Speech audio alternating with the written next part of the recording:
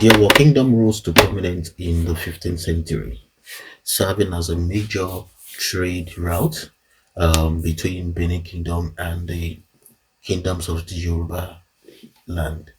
And because of the strategic position that the Owo Kingdom lies, they were, in charge of trade that was coming in from the Benin, and also trades that was leaving the Yoruba land into Benin Kingdom.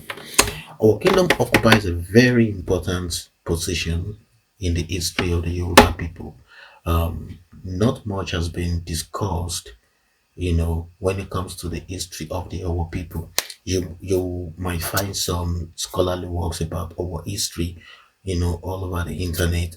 But most of the time, whenever our is being mentioned, it's either being mentioned with Benin or mentioned, in passing when another Yoruba history is being talked about. For example, during the Kiriji War, Owo did not participate in the Kiriji War, yeah, because Owo was a very strong and fortified kingdom on its own. So they were never conquered by the Ibadans and did not participate in the Kiriji War.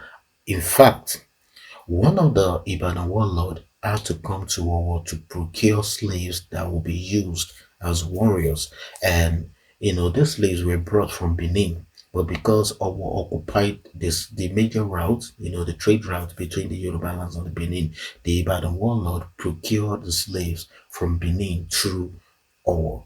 So these instances are the instances whereby Owabi is being mentioned in passing when other history of Yoruba kingdom is being mentioned. But our history is deep, interesting, and most of the time, most of our history has been intertwined with Benin history. But I think we should, or I will start, saying the history of Owo without taking anything away from, his connection with the Benin Kingdom. But then letting the people who are watching me to know the contribution of our people to Yoruba history, to the history of the Benin Kingdom, and to the history of Nigeria at large. And if you don't know, our people from our kingdom still exist in Benin Kingdom today. There's a place in Benin called Iguowo, which is founded by the people of Owo in Ondo State. Also, to Delta State, we still have people that have migrated from Owo to their present location in Delta State, the Olokumi people.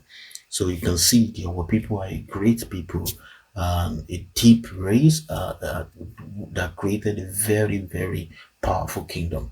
So this will be the very first video I'm making on our history, and I will be sharing more videos about the history of our as we are going.